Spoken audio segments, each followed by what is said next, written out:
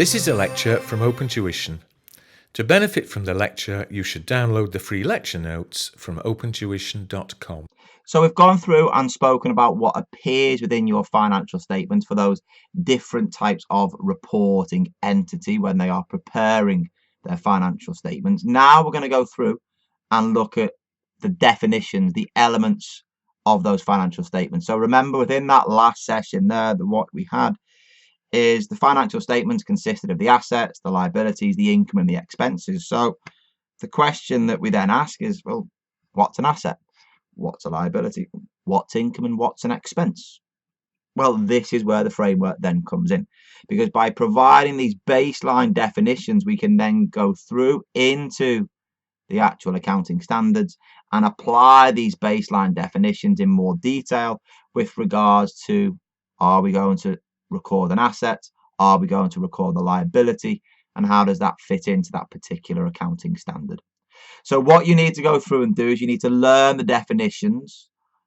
They have changed ever so slightly since maybe when you've done financial accounting. So do just be very, very careful that you've got the up-to-date definitions. There aren't anything major that's changed. I think we spoke about the changes in the very first video. The changes have come in with regard to the assets. And is it the liabilities? And if we're looking at the specific changes, we're looking there about the change, and it's now a present economic resource, and also there is a transfer of an economic resource within your liabilities. Okay, so what have we got? So with regards to your assets, it's a present economic resource that we control as a result of a past event. Okay, so what do we mean by a present economic resource? Okay, previously it just said it was a resource controlled as a result of a past event for your assets, but now what you've got there is they've added in present economic resource. So if you're thinking about a resource, an economic resource, you think about financial resources. Okay, so you've got financial income coming in from that asset. So if you've got an investment, that's an economic resource. You're going to get financial income coming in through the receipt of dividends or interest. If you own PPE, you're going to get some economic resources coming in there by the fact that you're going to use that asset and it's going to then generate profit into the future. But the reason why they've added in that word economic is because it's not just about financial resources these days. There could effectively be some social, some environmental benefit as well that comes from that particular asset. So we need to encompass that as the world develops and the world changes. So now it's a present economic resource as opposed to what we had previously. It says controlled, so that's meaning there that you can direct how that asset is utilized, or you can prevent others from using that asset. And the past events is literally something has happened, i.e. there's been an exchange of a contract, there's been, if you like, a verbal agreement that has then therefore meant that you can now go through and meet that definition of the assets. So your assets, we know property, plant and equipment, investments, inventories, receivables, cash, you can apply them all there to that particular scenario. And that's what I think you're more likely to see within a multiple choice question within the financial reporting syllabus. It's more about the application of that definition as opposed to the rote learning of that definition. With your liabilities, what do we have there? Again, the definition is that you have a present obligation as a result of a past event that gives you a transfer of economic resource. Previously, it was a present obligation as a result of a past event that gives you an outflow of economic benefit.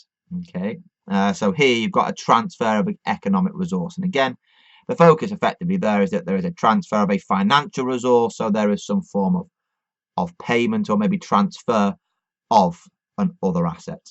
Okay, again, the present obligation, something must exist now, and again, it's arisen as a result of a past event. So your typical credit sale, or so I should say a credit purchase, gives rise to a payable, and that payable is a liability, isn't it? There is a present obligation because you owe the money.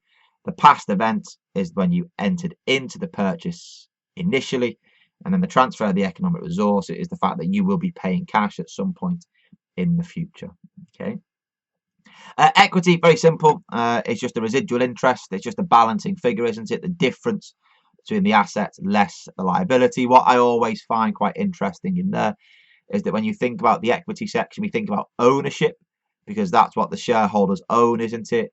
They own the share capital, they own the retained earnings, they own those other components of equity, such as share premium, revaluation reserves.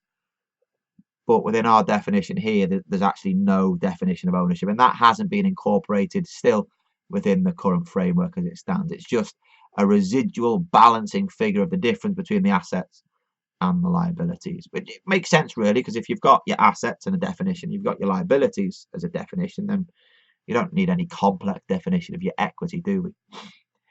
Income. So what have we got there? Income by definition is an increase in an asset. So therefore, if you have a credit sale, you've gone through there, haven't we, and recognized the increase in the assets. The other side of the entry is income, isn't it? It's credit to revenue. Debit receivables, credit sales. If you've then got there, is it your reduction in your liability? That reduction in liability also leads to your income. So if you have deferred income is a credit balance because you receive the cash today. You are not going to go through and perform the service until some point in the future. So you can't recognize that income until the service is provided. So you recognize deferred income. When you reduce that deferred income balance, you are reducing a liability. So that reduction in your liability is your income.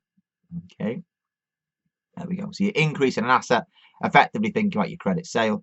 Your reduction in liability is effectively the release of your deferred income. Okay, could also apply as well, not just to IFRS 15 and your revenue, but also as well your government grants. But we'll touch those in more detail at a later point. And then your expense is a reduction in an asset. So if you think about there, is it your prepayment? You've set up that prepayment. You've recognized a debit entry that you then release in the following period. That is then a reduction in your asset, which is then an expense. An expense is also an increase in a liability. So if you've entered into a credit purchase, you have that increase in liability, which is therefore an expense, isn't it, as your purchases. But again, if you've got your accruals, again, an accrual is an expense, and that is an increase in your liability, isn't it? Okay, there we go. So the key bit is to keep those baseline definitions to hand, so that as you go through the various accounting standards, you can relate back to them and start to begin to apply them within that specific standard. Like I said, I think the examinability is more around the application than the pure knowledge of those definitions. So it's important that you have those definitions to be able to apply them going forward. Okay,